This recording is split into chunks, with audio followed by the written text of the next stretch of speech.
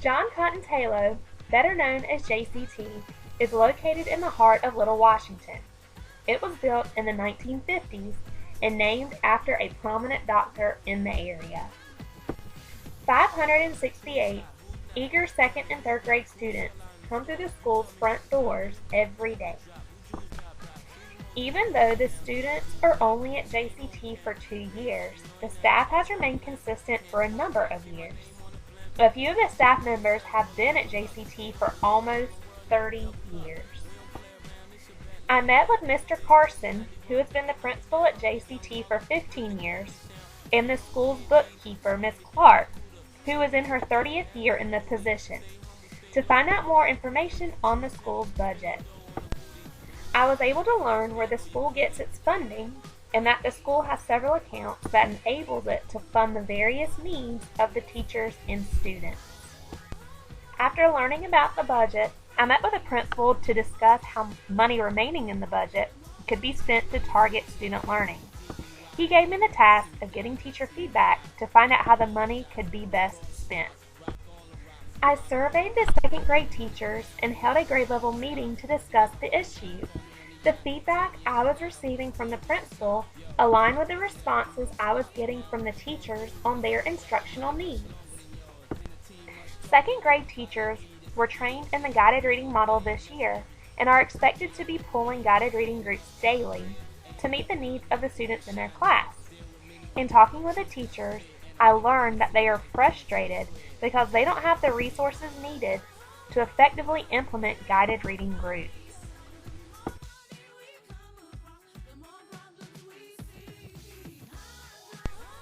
After inventorying the books currently in the school's book room, there were 3 times more nonfiction books than fiction.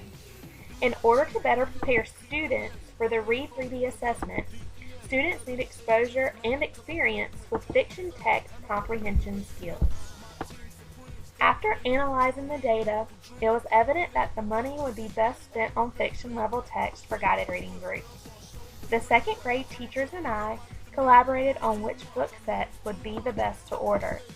Teacher experience and familiarity with text helped us select what we thought was a strong range of fiction titles.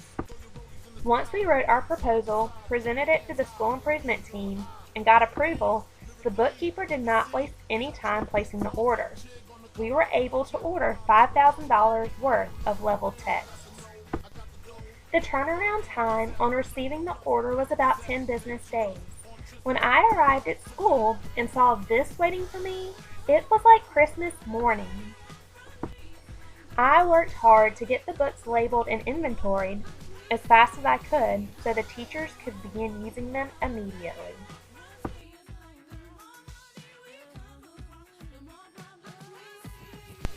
The level texts now available to teachers are almost equal when comparing fiction and nonfiction, which gives teachers a more balanced selection of texts to use with students.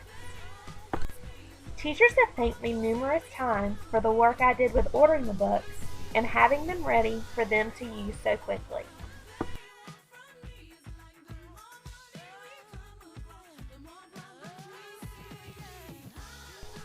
While teachers are still getting accustomed to implementing guided reading groups in their classroom, they said they feel more confident in pulling groups now that they can find texts they need for specific reading levels.